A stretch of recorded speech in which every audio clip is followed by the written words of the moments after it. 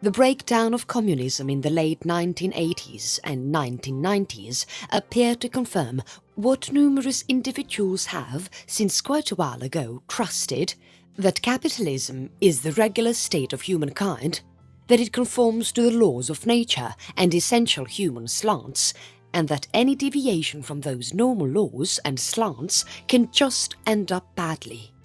There are obviously numerous reasons today to question the industrialist triumphalism that followed in the wake of the breakdown.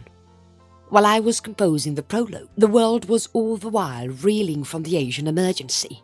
Today, the financial pages of the day-by-day press are anxiously watching the indications of retreat in the US and rediscovering the old industrialist cycles that they had been guaranteeing us were a relic of days gone by. The period between these two scenes has been punctuated in different parts of the world by a progression of sensational shows that gladly portray themselves as hostile to entrepreneur, and, while numerous members appear to be slanted to separate the shades of malice of globalization or neoliberalism from the crucial and irreducible nature of capitalism itself, they are clear about the contention between the necessities of individuals and the prerequisites of profit, as showed in everything from the developing crevice in the middle of rich and poor to expanding natural demolition. Previously, capitalism has dependably hauled out of its intermittent emergencies, however never without establishing a framework for new and far and away more terrible ones. Whatever methods have been found to restrain or remedy the harm, the same numbers of a great many individuals have frequently experienced the cure as from the sickness. The undeniably straightforward shortcomings and disagreements in the entrepreneurial framework might in the end persuade even some of its more uncritical supporters that an option should be found. In any case, the conviction that there is and can be no option is profoundly established, particularly in Western society. That conviction is upheld not just by the more explicit articulations of entrepreneur philosophy, additionally by some of our most appreciated and unchallenged beliefs about history. Not simply the historical backdrop of free enterprise, however history as a rule. It is as though capitalism has dependably been the destination of recorded development, and more than that, the development of history itself has from the earliest starting point been driven by entrepreneur laws of movement. Getting it right. Capitalism is a framework in which products, services, merchandise and administrations, down to the most fundamental necessities of life, are delivered for productive trade, where even human workforce is an item available to be purchased in the business sector, and where every financial performing artist are reliant available.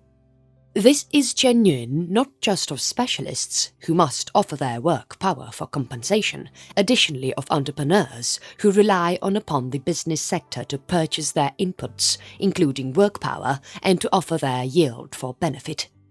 Free enterprise varies from other social structures since makers rely upon the business sector for access to the method for generation, dissimilar to, for case workers who stay in direct, non-market ownership of area. While appropriators can't depend on additional financial forces of assignment by method for direct compulsion.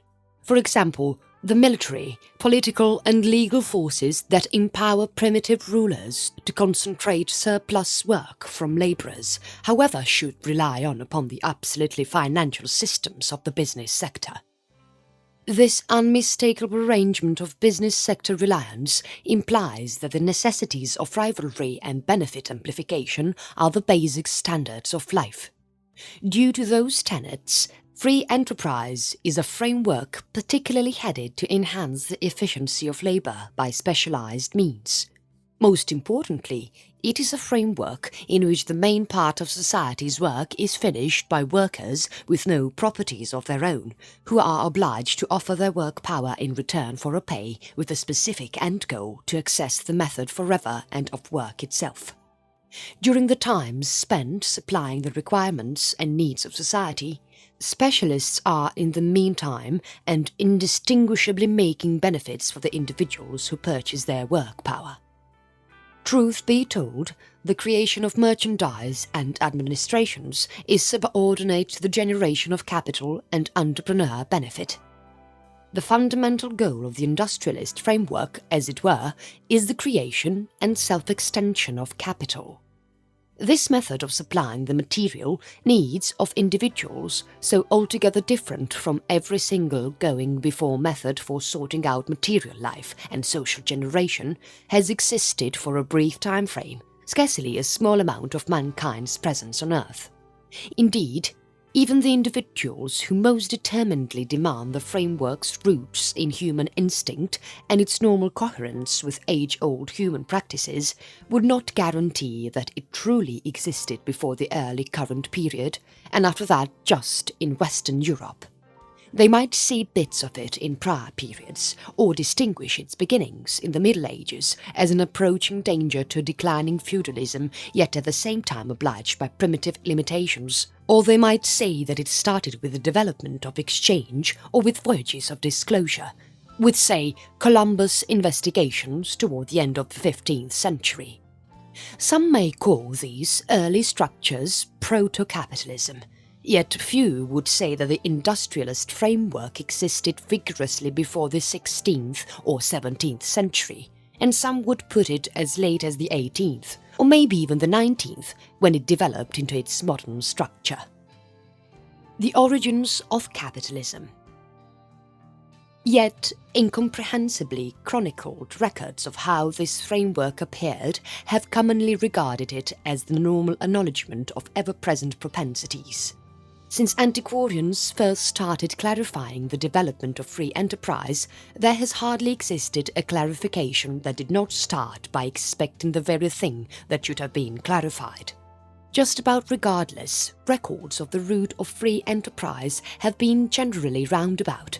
They have accepted the earlier presence of capitalism so as to clarify its appearing. Keeping in mind the end goal to disclose capitalism's unmistakable drive to boost benefit, they have presupposed the presence of a general benefit amplifying sanity. With a specific end goal to clarify free enterprise's drive to enhance work efficiency by specialized means, they have likewise presupposed a persistent, verging on regular, advancement in mechanical change in the profitability of work. These inquiry-asking clarifications have their beginnings in established political economy and Enlightenment originations of advancement.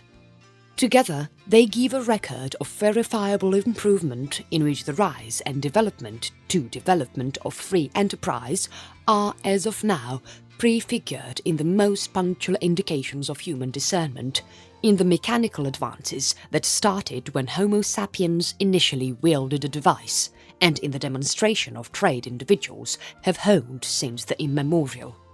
History's excursion to that last destination, to business society or free enterprise, has no doubt been long and challenging, and numerous snags have remained in its direction.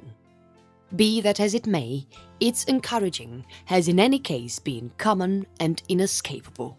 Nothing more is obliged, then, to clarify the ascent of capitalism than a record of how the numerous impediments to its forward development have been lifted some of the time, step by step, in some cases all of a sudden, with progressive brutality.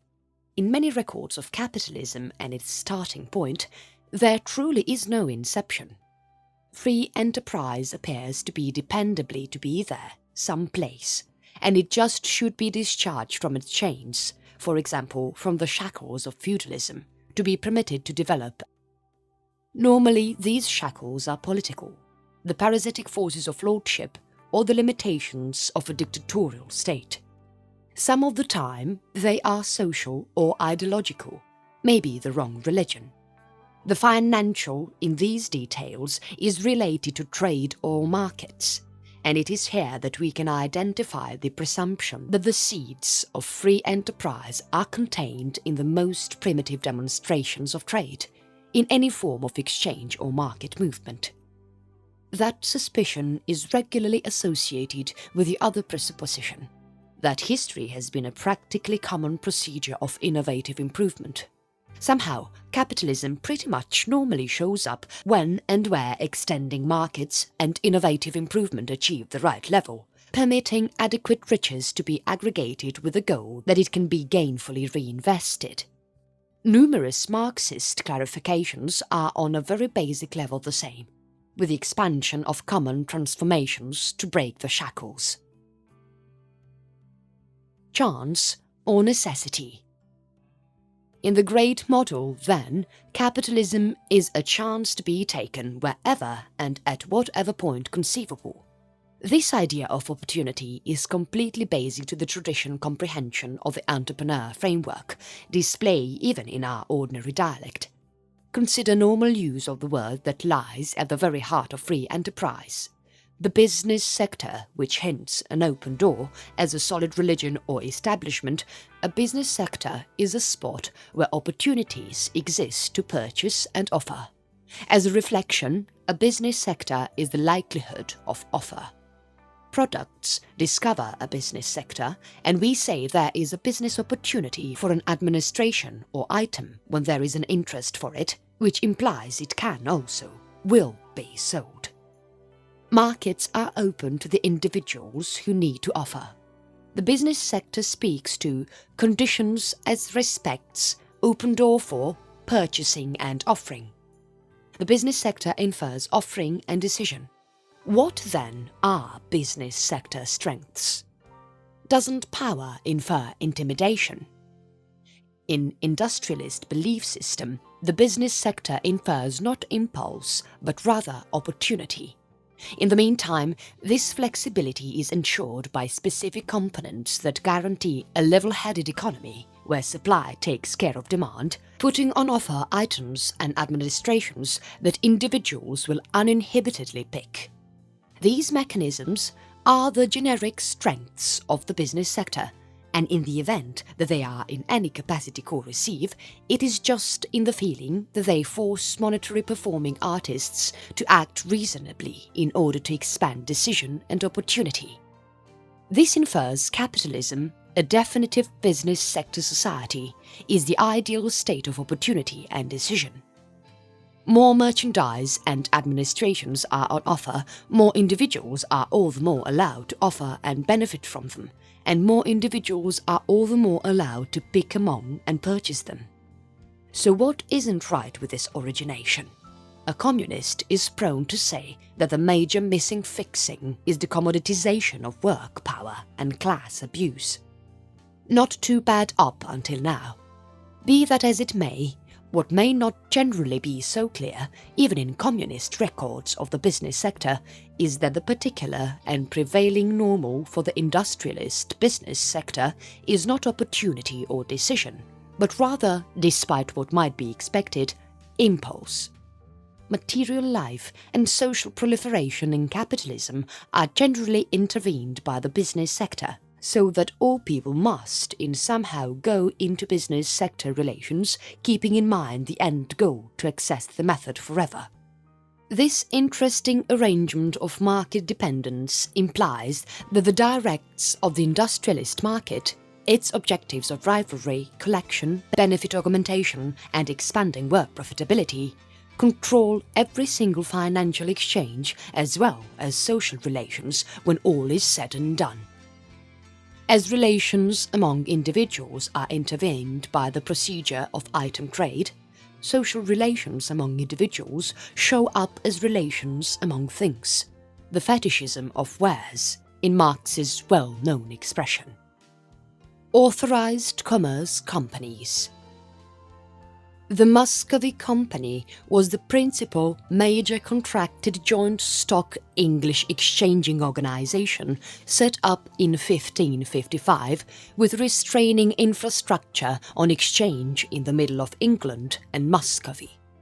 It was a branch of the prior Company of Merchant Adventurers to New Lands, established in 1551 by Richard Chancellor, Sebastian Cabot and Sir Hugh Willoughby, to find the northeast passage to China to permit exchange.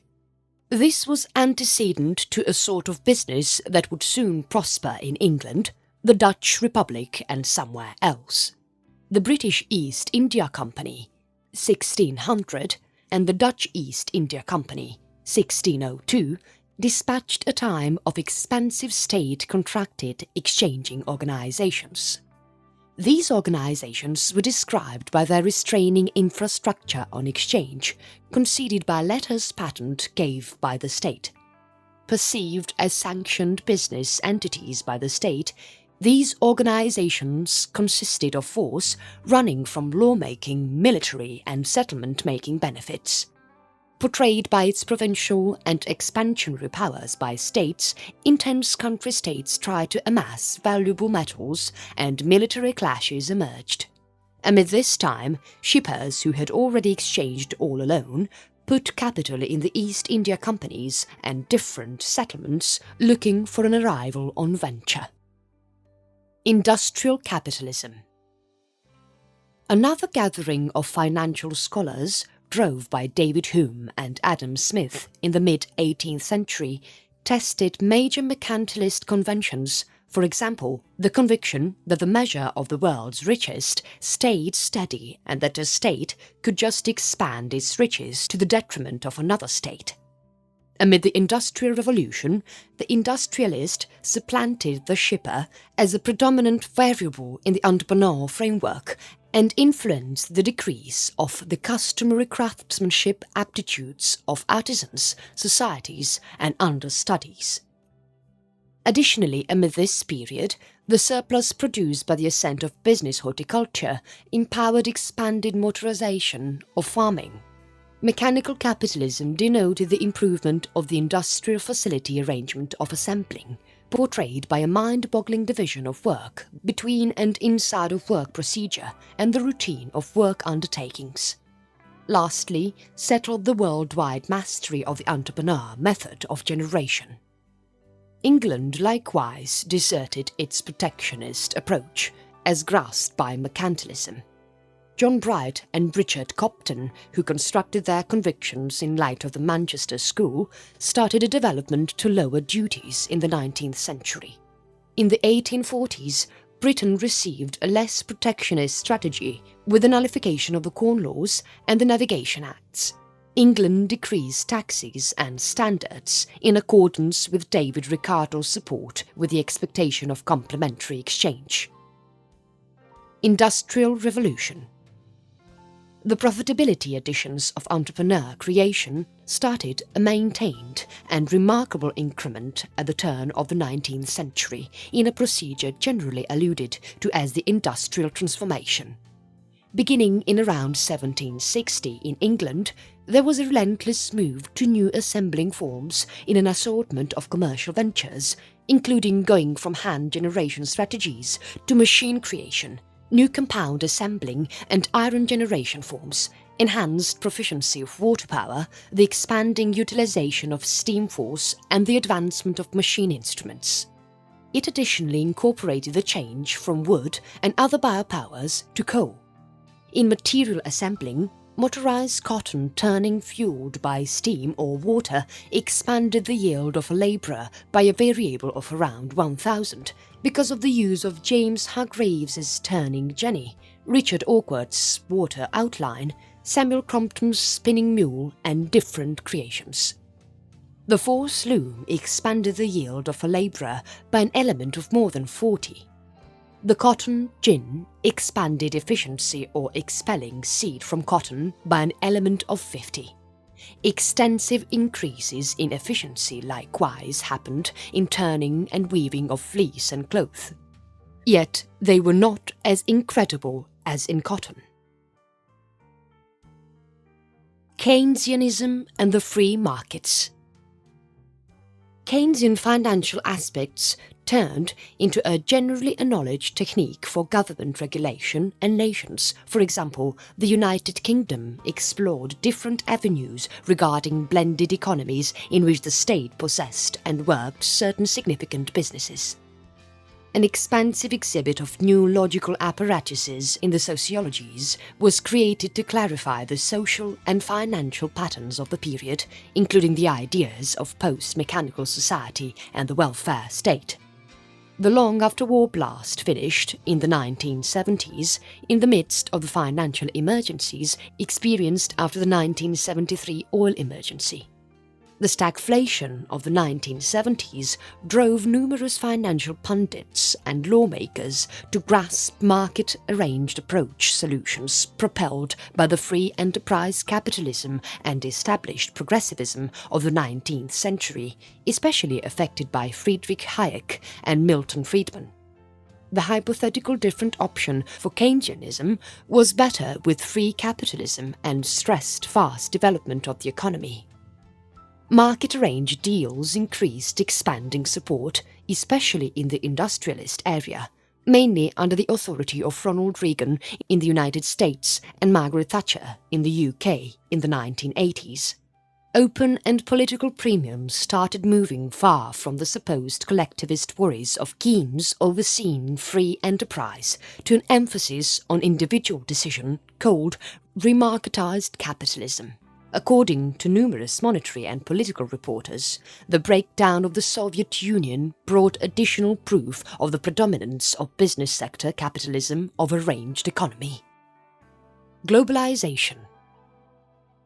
After the surrender of the Bretton Woods framework in 1971 and the strict state control of outside trade rates, the aggregate estimation of exchanges in remote trade was evaluated to be no less than 20 times more prominent than that of every remote development of products and administrations, EB.